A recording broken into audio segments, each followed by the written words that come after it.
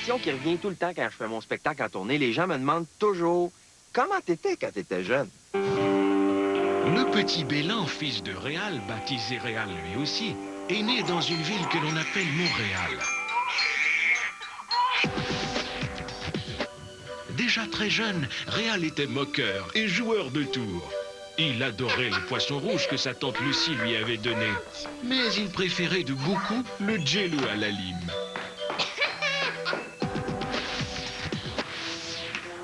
À 15 ans, Réal étudie chez les sœurs. Il en profite pour développer de plus en plus son côté rebelle et use déjà de son originalité pour faire rire ses amis de classe, son premier public.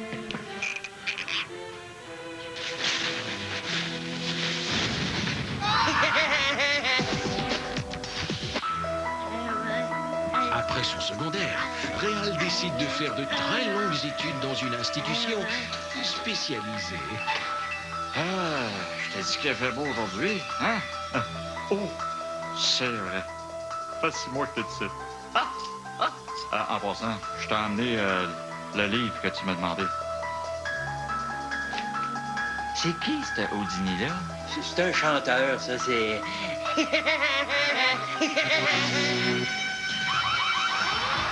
Mesdames et messieurs, veuillez accueillir dans son one-man show, Réal Bélan!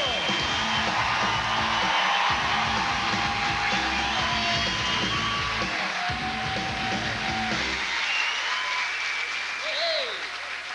On vient!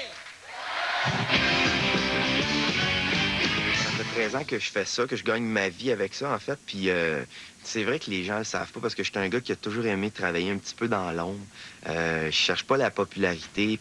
Je suis un gars extrêmement timide de toute façon. Vraiment timide, au point de pas fonctionner dans des lieux publics. Vous réalisez que les poubelles de bureau sont beaucoup trop petites. Lorsqu'après avoir mangé du poulet, vous entendez votre patron dire... Ça ne sera pas très long, je vais seulement jeter les boîtes de poulet aux poubelles et on commence tout de suite le meeting, y a pas de problème. Louise, tu veux peut-être te préparer des cafés, j'arrive tout de suite. Louise, tu peux montrer aussi les acétates qu'on avait préparés ensemble, j'arrive. Du budget aussi également, j'arrive. C'est un plus gros. Ah, puis de la marde, demain on va commander du chinoise. L'image que les gens ont de moi, je pense que c'est pas une image de gars gêné, c'est plus une image de gars fucké, tout croche, rebelle, qui vit dans un 1,5 dans l'est de la ville. Mais je pense, en fait, moi, je suis le gars le plus tranquille au monde de toute façon. Puis je suis content que les gens me perçoivent comme un rebelle puis comme un cabotin parce que c'est mon personnage sur scène, ça. Je peux pas m'empêcher de toute façon d'être comme ça quand je suis à la télé ou à la radio ou sur scène. J'aime ça être rebelle. De toute façon, je suis un gars qui aime pas se conformer à des lois stupides puis à toutes les affaires un peu je sais pas moi, le conformisme de la société, là, les affaires de bureaucratie puis tout ça. J'aime ça chialer contre ça. Ça me fait plaisir de mettre un gros bâton dans les roues du système. Moi, j'aime ça, les affaires qui n'existent pas. Non, c'est vrai, j'ai toujours aimé ça. Comme par exemple, quand je vais chez Dunkin' Donuts, je commande toujours une sorte de beignet qui n'existe pas. Non, c'est vrai, j'arrive chez Dunkin' Donuts, puis je dis « Bonjour, madame, je vais vous prendre une myrtille, s'il vous plaît. » Elle cherche un esti, où la myrtille? On n'en a pas. Pas grave, donne-moi une rouspette au caramel. On n'a pas ça. Pas grave, donne-moi une varloche au chocolat. Là, des fois, ça dure des heures de même. J'aime ça, la tournée. C'est sûr que ça fait changement du quotidien, tu sais, que de rentrer au travail tous les jours, faire de la radio ou de la télé. Faire de la tournée, tu rencontres du monde, tu vois des nouvelles affaires. Le décor est complètement différent dans chaque ville que je fais. J'aime ça. En tournée, souvent, c'est moi qui chauffe parce que mes techniciens, mes 3 gars arrivent avant moi. Ils arrivent vers 1h. Moi, j'arrive tout le temps 1 heure avant le spectacle à peu près. Fait que je prends mon auto, j'essaie d'aller tranquillement, malgré que je suis très somnolent au volant. Ou sinon, il y a Stéphane Lefebvre qui m'accompagne souvent en show. Puis quand on a de la grande route, ben il est assez fin pour prendre le volant puis conduire. Fait que c'est rare que je roule tout seul. Dans une année de tournée, je fais à peu près une quarantaine de villes. 20 villes pas déclarées à l'impôt, puis 20 villes que je déclare. Bon, ben, on arrive à Mont-Laurier. Moi, j'ai un petit côté qui étonne en tournée, c'est que chaque fois que je vois une pancarte de la ville, il faut absolument que je m'arrête et que je prenne une photo. Et justement, elle est juste ici, fait que je vais arrêter. Ce sera pas long.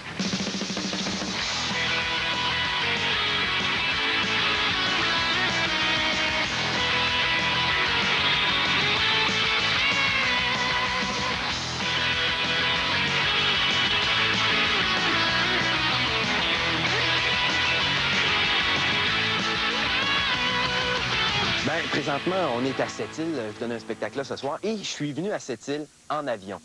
C'est sûr qu'on ne peut pas tout le temps prendre l'auto parce que c'est quand même loin, Sept-Îles de Montréal. Et puis, j'aime ça, prendre l'avion. Je trouve ça, ça me relaxe, ça me détend.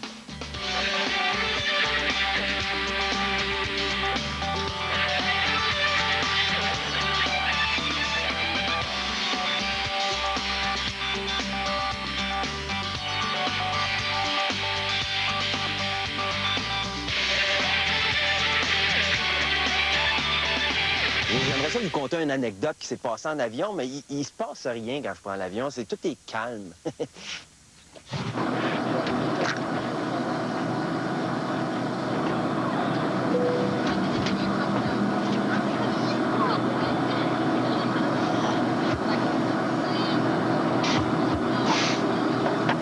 Avez-vous de l'eau?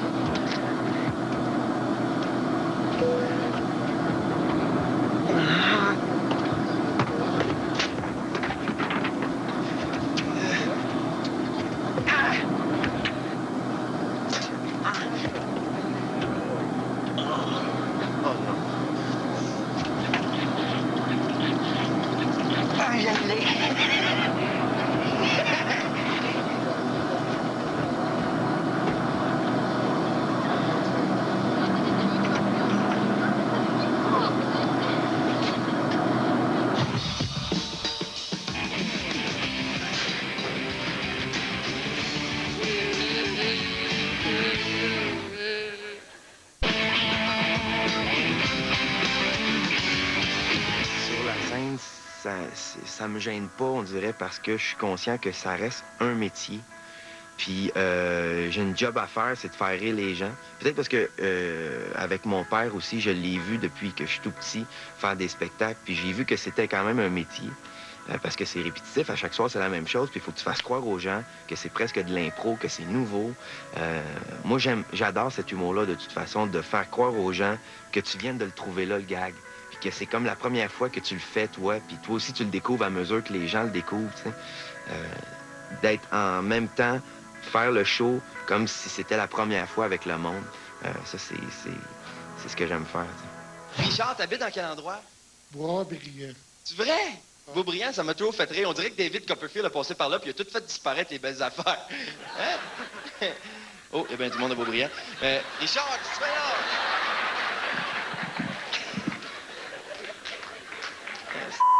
Je suis dédaigneux. Mon père a une carrière extraordinaire. J'aurais jamais une carrière comme ça, c'est impossible parce que, premièrement, dans ce temps-là, il y avait moins de comiques, tu sais. Il y avait plus de jobs pour eux autres. Mon père refusait des... C'était sa carrière, mon père, ça a été de refuser des jobs parce que il était constamment en tournée. Pendant 40 ans, mon père a fait le même show au Québec, le même spectacle pendant 40 ans. Il y avait 8 heures de show, tu vas me dire, parce que mon père était une espèce de je te dirais, de banque de gags. Il y avait 8 heures de jokes. Fait qu'à chaque soir, c'était pas souvent le même show. Vous avez passé une bonne semaine? Oui, mais je me couche trop puis je dors pas assez.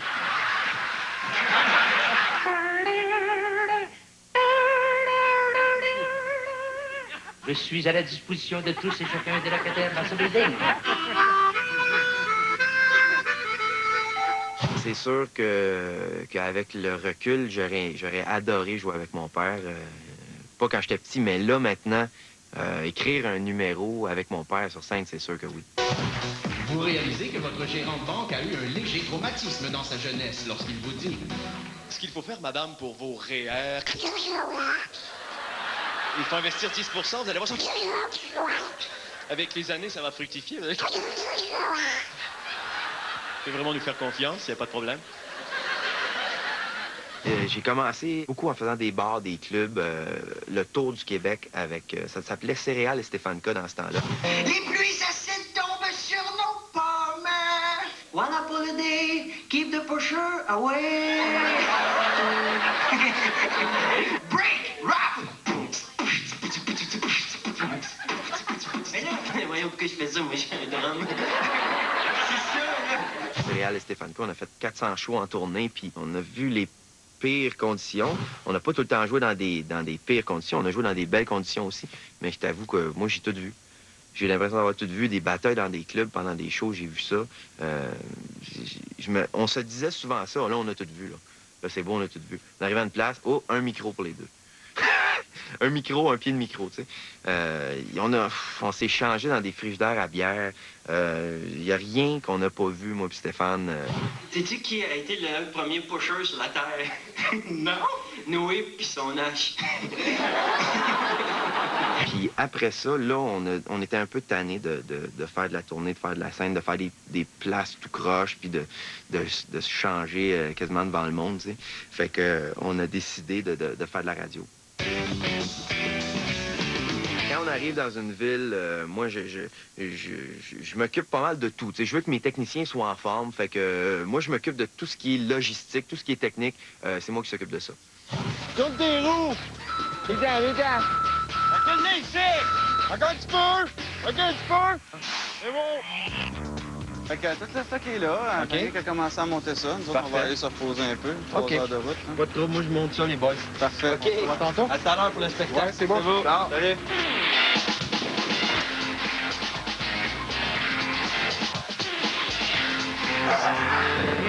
T'as un petit bain?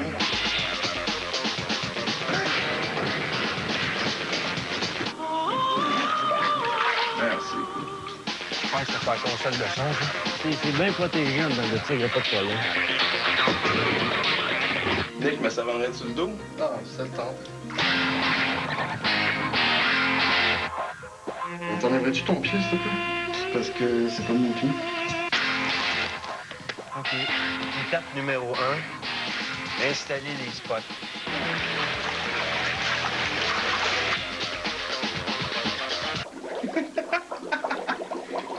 Qui peut me pas c'est quoi les spots?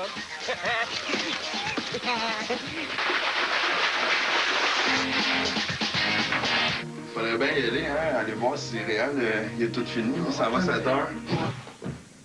Hey, salut les boys! Salut Montréal, ça va? Ben, pas pire. T'es en forme? Ben, moyen. Moyen, j'étais un peu fatigué à soir, moi. Je vais aller juste me reposer dans la loge.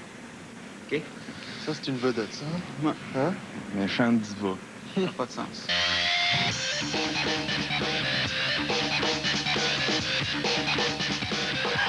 Les bas. Film, c'est des images qu'on passera pas.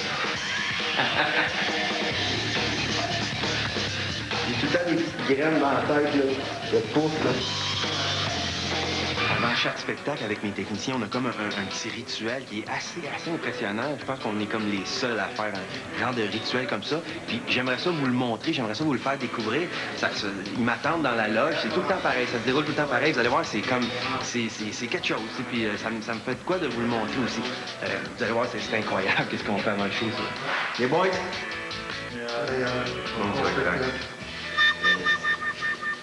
Il y a quelque chose qui n'existe pas que j'ai pensé qui devrait exister. C'est une fête pour le monde qui saillisse. Hein? Il n'y en a pas. Tu sais, c'est à Saint-Valentin, c'est la fête du monde qui s'aime. Mais une fête pour le monde qui saillisse, tu sais, t'appelles quelqu'un que t'as eu ce journée-là, tu sais. Hey, salut, ça fait longtemps que je voulais te dire ça, mange le merde, mon esti. Tu sais, c'est la journée pour ça. Tu vas chez Jean Coutu, t'achètes une carte pour la fête du monde qui saillisse. Tu sais, tu rouvres la carte, puis ça dit mange la merde, mon trou de cul, mange la merde, mon trou de cul, t'es juste un enfant de chienne, passe une belle journée. Une espèce de gros finger en carton qui se déplie dans la carte. Ce soir, c'est quelque chose de spécial pour moi parce que je joue à Dolbeau, merveilleuse ville de Dolbeau. Et il y a quelque chose qui me stresse un peu, c'est de dire aux gens « donne-moi ta jambe ». Parce que « donne-moi ta jambe », c'est une expression que j'ai inventée pour le show. Puis je sais pas comment ça va passer ici. Donne-moi ta jambe! Non, parce que j'essaie de partir une expression, puis elle n'existe pas encore, là, c'est... C'est donne-moi ta jambe. Non, parce que, tu sais, il y en a plein d'expressions. Tu sais, moi, j'essaie d'en partir une. Tu sais, comme ça, mettons que tu te fais mal. Tu sais, quand tu te fais mal, tu dis aïe aïe, tu sais. Non, mais c'en est une expression, ça. Hein? C'est vrai, non, tu sais, mettons, non, le premier gars qui a dit aïe aïe, il devait avoir l'air fou, lui aussi. Moi, c'est donne-moi ta jambe, les gars. On va trouver un moment où ce qu'il y a. Moi, sur scène, je pense que je suis un cabotin, rebelle. C'est pas mal ça, mon personnage, en fait. Il est troublé, il est mal à l'aise.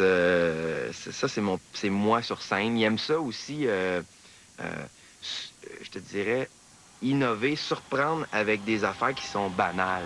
Si vous le voulez bien, projetons-nous maintenant en l'an 2005. Après avoir présenté son spectacle, Réal Bélan obtient un succès international avec son disque intitulé Les Grands de ce monde chante Donne-moi ta jambe.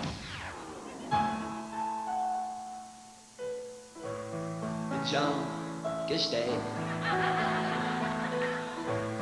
j'étais, tu m'as. Une jambe comme ça, une jambe comme ça. Donne-moi ta jambe, donne-moi-la, donne-moi-la, donne-moi ta jambe, donne-moi-la, donne-moi-la, donne-moi-la, donne-moi-la, donne-moi ta jambe, donne-moi ta jambe, donne-moi ta jambe, donne-moi-la, donne-moi-la, donne-moi-la, donne-moi-la, donne-moi ta jambe, donne-moi ta jambe, donne-moi ta jambe, donne-moi ta jambe, moi ta jambe, donne-moi-la, donne-moi-la, donne-moi ta jambe, donne-moi-la. Ah, ça y va comme ça. On va le... Mon show, je l'ai toujours décrit un peu, je te dirais, comme un buffet chinois.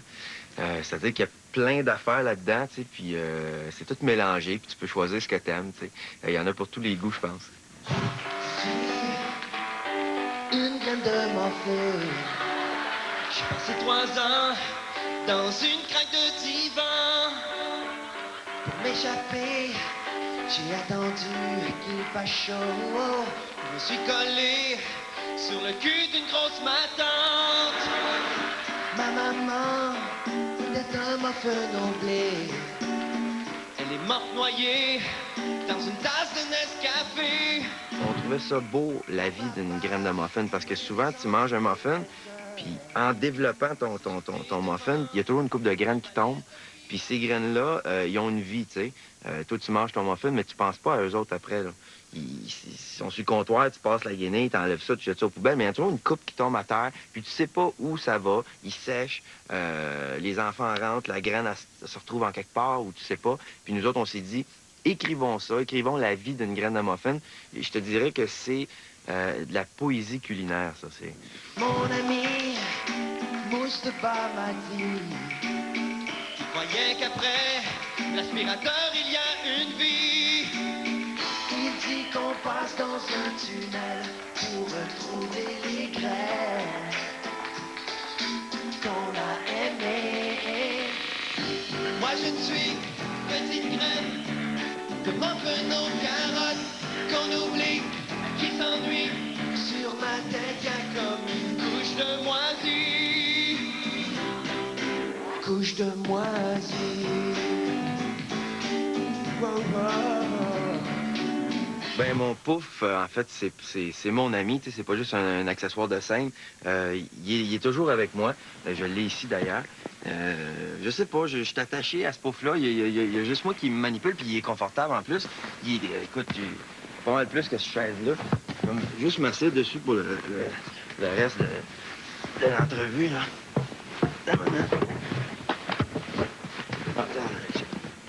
Fait que c'est ça, mon pouf, c'est quelque chose que je me...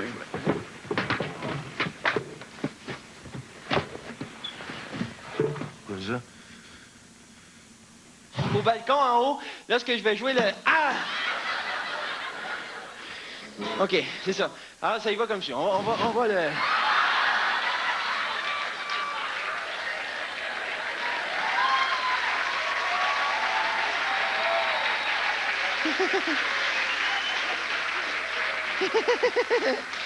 Il t'a fait comme de la neige. Oh, c'est féerique.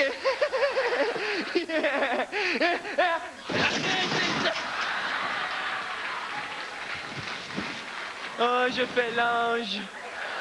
Oh. Le pouf que j'utilise sur scène, c'est le premier de sa génération. Il y en a eu un deuxième qui était conçu, plus petit, mini pouf, qu'on traîne avec nous autres. Parce qu'il nous aide à... Le pouf est rempli de graines, de minuscules petites graines de styrofoam. Et puis le deuxième pouf, lui, est comme la banque de graines. En tournée, il y a une affaire que je peux pas me départir, c'est mon pouf. Oui.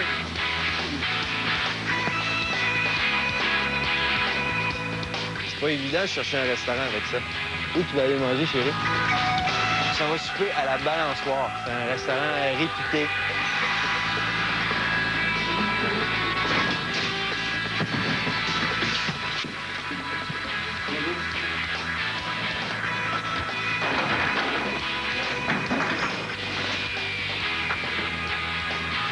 Un café seulement?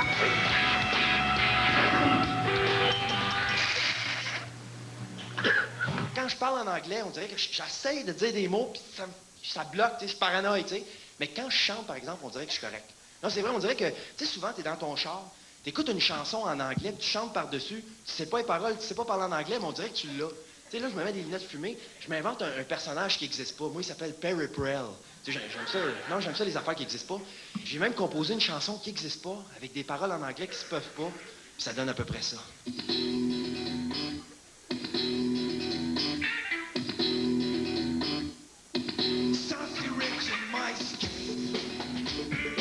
Chicago's yellow lightning does up a golden spiral down to my Kentucky mom, and I'm bloody supposed to you get a pleasure in doesn't burn him like air, and I had dread for friend, and I am thrilled. Fight for friend. What a big the 50s. What a big the 50s. What a big the 50s. What a big the 50s. Ben, Perry Prell, il existe pas, tu sais, dans le fond, ce nom-là, je sais pas pantoute c'est quoi. Sauf que j'avais toujours... Moi, je parle pas bien anglais, tu sais. Mettons que je comprends de la moitié quand j'écoute un film en anglais, puis parler encore moins. Fait que ça m'a toujours fait rire de chanter, par exemple. Je chante comme un fou dans mon char par-dessus des tunes américaines que je comprends absolument rien des paroles, puis ça me fait rire. Fait que j'ai voulu absolument, avec Stéphane Lefebvre, écrire une tune d'un gars qui dit rien, mais qui chante en anglais, mais que ça sonne bien, comme une tune rock.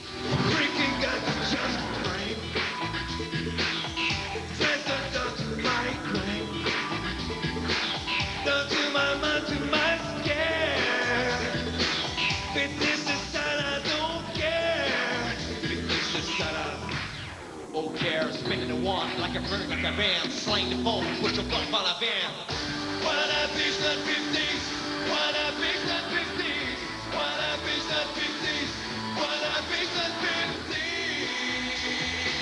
50s. Le défi, c'était que je faisais ce tune-là à la radio, j'ai fait cette tune-là sur un album, puis là, je voulais l'apprendre vraiment par cœur, pas chanter n'importe quoi, parce qu'il y a des gens dans la salle qui la savent par cœur.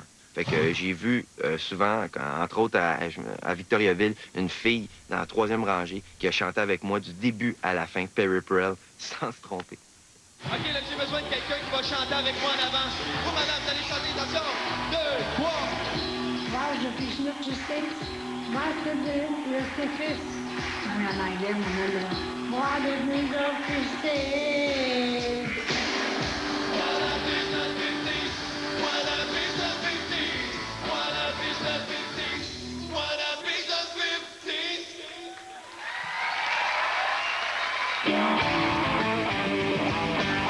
Des ados, c'est un personnage qui, je pense, qui est riche parce que il peut dire n'importe quoi. Il me permet de dire des affaires que des ados pourraient dire. Les ados, ce qui est le fun, c'est qu'ils sont pas gênés.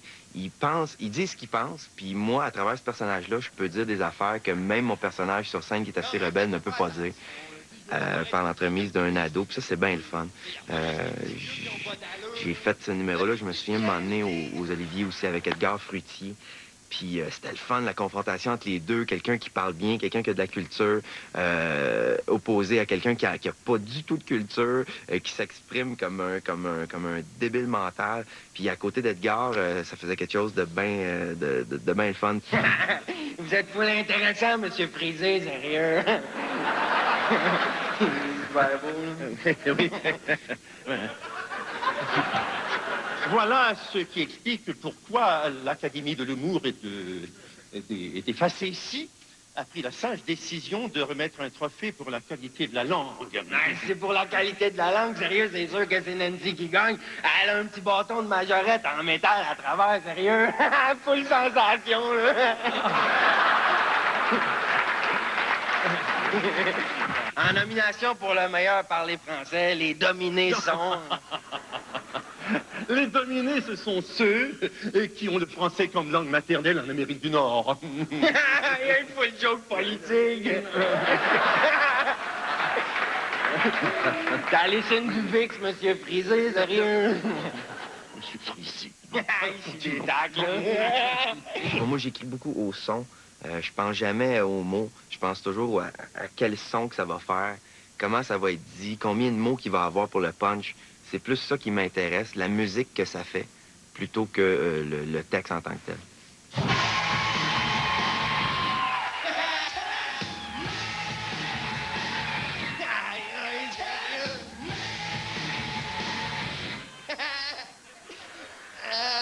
Je me flex, là.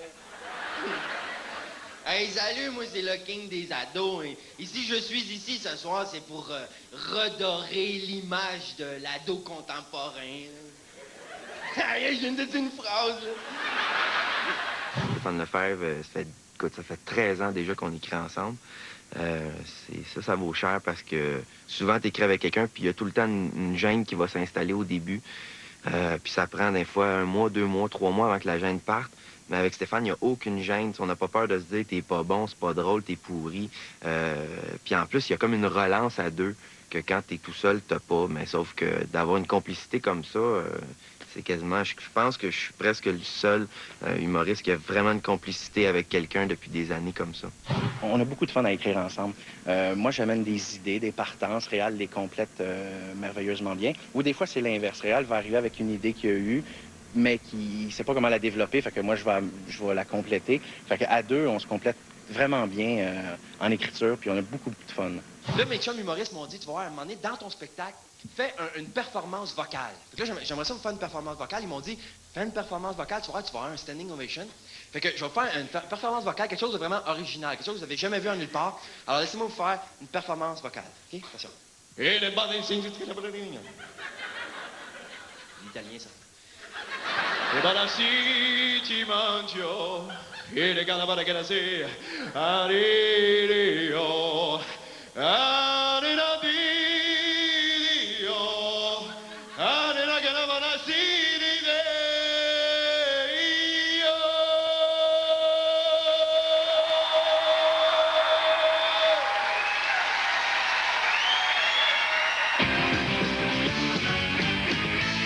En tournée aussi, c'est que souvent, tu s'en vas faire un show au mois d'octobre, exemple aux Escoumins ou à Tadoussac. Puis quand tu reviens, tu frappes une tempête de neige. Puis arrivé à Trois-Rivières, il n'y a plus de neige. C'est comme tu as l'air d'un menteur quand tu dis ça à ta blonde. Chérie, excuse, je suis en retard, je te donne une tempête de neige. Puis quand tu arrives chez vous, ton char ressemble à une espèce d'igloo. Puis là, le lendemain matin, les voisins sortent, puis ils regardent ton char, puis ils ont l'air à se dire qu'est-ce qu'il fait, lui, dans la vie. Comme si tu avais mis ça par-dessus ton char la nuit. Fait que c'est des choses de même qui arrivent. Pas toujours facile, la vie de tournée. Mais lorsqu'on joue à Amos, comme ce soir, où couchons-nous? À Amosphère, bien sûr. Aujourd'hui, on est à Amos, à Amosphère.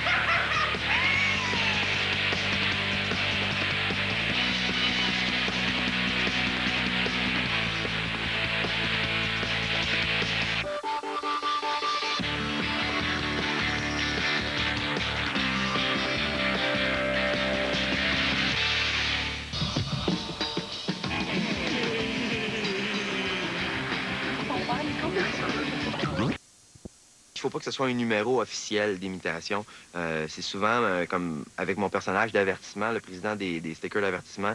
C'est lui surtout qui en fait beaucoup pendant mon show, parce que lui, il se fait comme un spectacle à lui, tu sais. De plus en plus, il prend la scène, puis là, il aime ça, puis il fait une imitation, puis wow, ça va bien, j'en fais un autre. Fait que je trouvais ça intéressant que ce soit un personnage, puis pas moi qui imite directement. Et je profite de l'occasion ce soir pour vous faire une petite imitation de Gilles Tremblay. 3 minutes 28 secondes.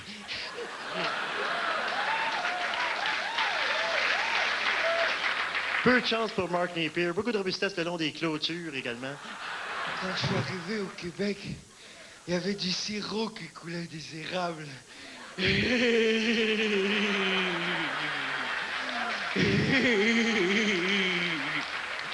maintenant, le public, laissez-moi vous faire une petite imitation de l'annonce de Canadian Tire.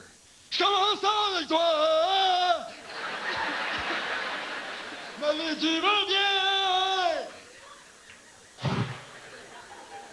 Heaven open when split my mind. Heaven old Gertie mine, Gershie mine. The Gershie mine, up on girly mine. No, he might the Gershie mine. Up on girly mine. Hey, ce soir, je joue à Québec, puis je suis bien excité. Puis les gens savent pas ça, mais à Québec, c'est le groupe Kiss qui fait ma première partie. Chaque fois que je vais à Québec, ils sont un petit peu pas connus ici, fait que je leur laisse une chance. C'est les vrais, les originaux, Peter Criss, Jane Simmons, Ace Frehley, puis Paul Stanley. C'est vraiment, c'est excitant pour moi.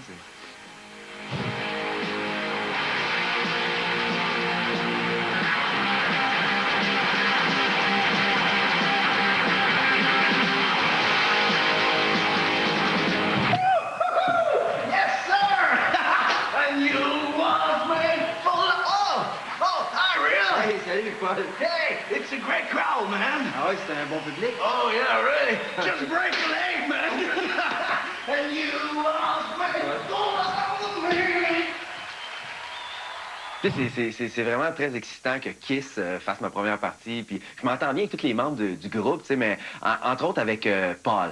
Paul, moi et Paul, on est comme ça. Il est venu passer 3 jours chez nous, puis je l'ai amené visiter Montréal un peu. Puis c'était excitant de connaître Paul. It's a nice city, man. Oui. Give me 5. I was made for loving you, baby. You was made for loving me. What? Give me a break. Just give me a break. Give me 5, yeah. J'ai toujours aimé ça faire des go au téléphone. Puis il y a un personnage que je fais à la radio qui s'appelle Monsieur Latreille. Puis, ouais. Et lui, Monsieur Latreille, ce qu'il fait, c'est qu'il appelle en quelque part, puis il sait pas pourquoi il appelle, il fait juste retourner l'appel. Puis là, j'aimerais ça qu'on en fasse un ce soir ensemble, live. Ça vous tente-tu? Tous mes personnages existent. Monsieur Latreille, c'était mon voisin en diagonale de chez nous quand j'étais petit à l'île de Mai. Je tondais son gazon, ça a été une de mes premières jobs, puis je rentrais son bois l'hiver, puis je ratelais ses feuilles. Il existe, Monsieur Latreille. C'était un propriétaire de garage dans le temps, Chrysler, puis il est décédé, Monsieur Latreille. C'est un petit bonhomme d'à peu près 5 pieds 2, chapeau avec une plume, puis tout le temps un complet cravate, tout le temps bien habillé, une montre dans sa poche, là, tu sais. C'était vraiment un vrai personnage, puis il parlait comme ça. Allô? Oui, monsieur du Temple. Oui. Oui, comment ça va? Comment ça va? Ça va bien? Oui, c'est monsieur Latreille qui parle. Monsieur qui? Latreille. Un joke, moi, je sais pas ce que c'est, mais... Non, en fait, je retournais l'appel. Vous m'avez appelé au courant du début de la semaine, là, je crois. Pourquoi? Ben, je sais pas, c'est vous. Ouais, mais je pogne pas ta voix, là, mais je fais un géographie. Hein? Je pogne pas ta voix, là, mais... Vous pognez pas ma voix? Non. Appuyez sur 3, vous allez la pogner. Le but de ça, c'est que c'est les gens qui mènent le sujet. C'est les gens qui lead l'impro. Fait que toi, t'as juste besoin de suivre, en fait, la rondelle, tu sais. À qui vous parlez, Robert? C'est ça, je cherche, là. Non, mais... C'est quelqu'un à la fête à Junior, mais je sais pas qui. C'est Junior, c'est impossible. Si, c'est... Junior? Comment t'as fait de me reconnaître? Hein? C'est toi? Ouais. Bon. Hey! Comment j'ai fait de te connaître? J'aurais pas reconnu, mais j'ai entendu du train en arrière de toi. Hein? J'ai entendu du train en arrière de toi. Ouais, c'est parce que ma TV est forte, j'écoute The Price is Right.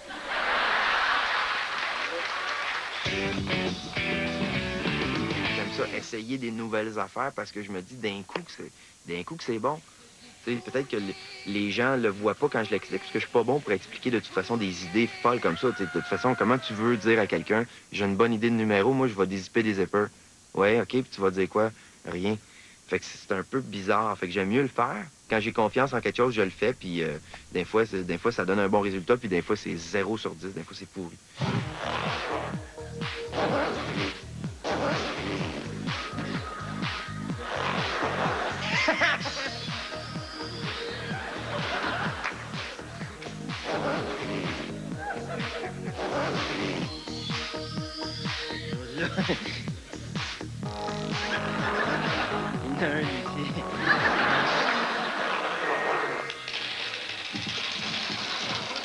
Chaque spectacle qu'on donne, peu importe si je suis en forme ou si je suis pas en forme, je rencontre toujours les gens. C'est quelque chose qui me touche beaucoup. De toute façon, les gens qui restent là pour te dire qu'ils ont passé une belle soirée, c'est touchant. Ils ont payé pour venir te voir, puis c'est quelque chose que moi, je peux pas m'empêcher de faire, c'est de rencontrer les gens après le show, même si ça me gêne, même si je suis le gars le plus timide au monde, je trouve ça bien important de les rencontrer. Ça fait longtemps. Félicitations. Bonjour, c'est très bon. Go!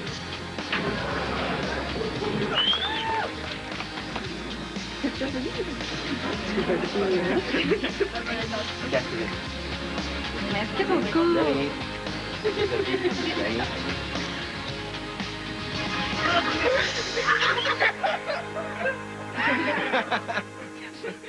Merci, Yvan. Parfait, c'est assez bien.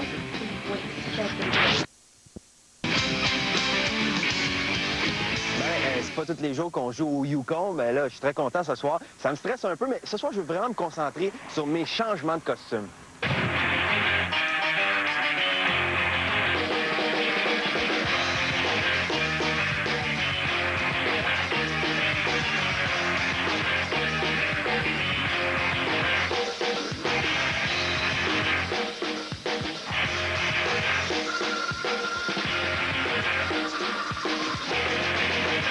Je fais pas attention à moi puis à mon image sur scène aussi. Ça me dérange pas d'avoir l'air fou, ça me dérange pas d'être laid, ça me dérange pas d'être tout croche. J'ai pas de problème si ça peut faire rire les gens. J'ai toujours été comme ça, j'aime ça le rire à tout prix. Moi, j'aime ça avoir des malaises aussi. J'aime ça savoir que le monde J'aime ça sentir que le monde se dise « Hey, attends un peu, il est en train de se tromper, ça a pas marché, là. » J'aime ça. Moi, c'est ça que j'aime. J'aime ça être la victime. J'aime ça être une victime sur scène. Que le monde dise « Hey, il est mal pris, là. » Puis c'est ça un peu l'humour physique, l'humour de situation. Laissez-moi vous laisser avec une dernière imitation du film Natural Born Killer. Non, Jack, ne fais pas ça, tu es méchant, Jack! Ouais, je vais lui descendre sa tronche, à salaud! Non, Jack, je t'en supplie, tu es méchant, fais pas ça, Jack! Ouais, il va avoir des morceaux de cervelle partout dans la bagnole! Non, Jack, je t'en supplie, fais pas ça, tu es méchant! Ouais, je vais le flinguer, salaud! Non, Jack, ne fais pas ça, je t'en supplie, tu es méchant, Jack! Tu es méchant, Jack!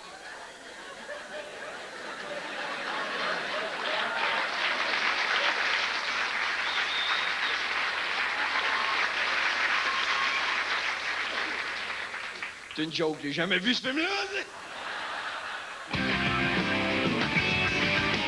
Je suis un gars, je sais pas je suis qui, mais je suis un père de famille. Ça, c'est ma job, ma première job dans la vie. Mais c'est pas une job, en fait. Ça, c'est un vrai plaisir total. C'est ça, ma vie. Moi, c'est un père de famille. J'aime le seul moment où je suis vraiment, vraiment, vraiment heureux à 100%, c'est quand je suis avec ma blonde et mes 2 filles. Il n'y a rien qui bat ça. Il n'y a aucun plaisir de la vie qui bat ça. T'as beau être à Walt Disneyland, dans le meilleur manège tout nu, y a rien. C'est vraiment, vraiment, vraiment moins le fun qu'être avec sa famille et ses 2 filles.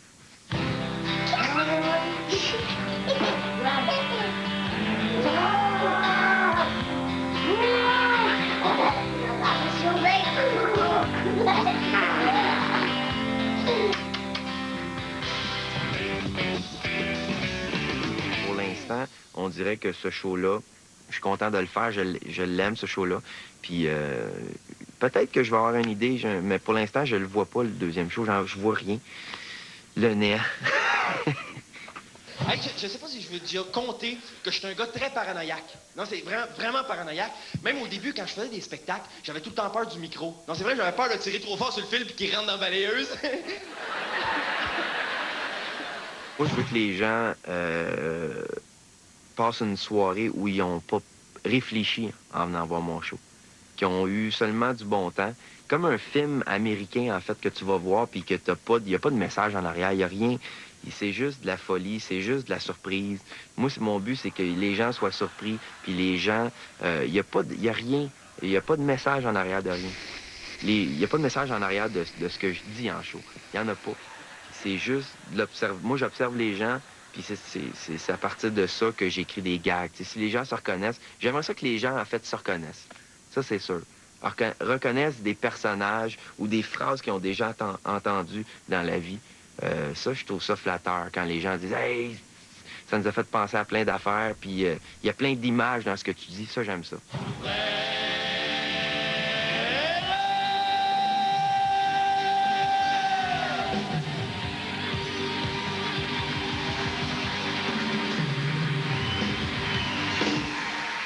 Hey, merci beaucoup tout le monde! Bonne fin de soirée!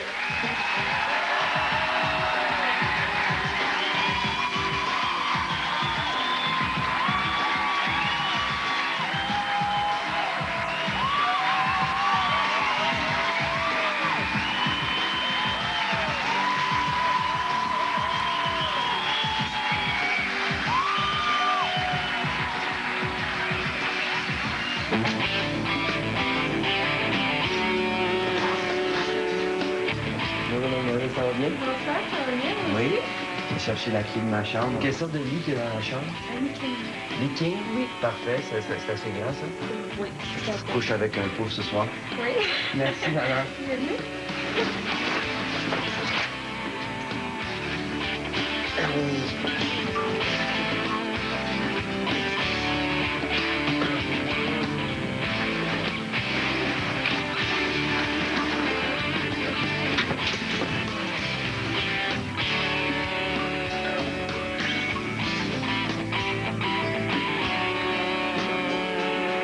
Bonne nuit, on tourne avec.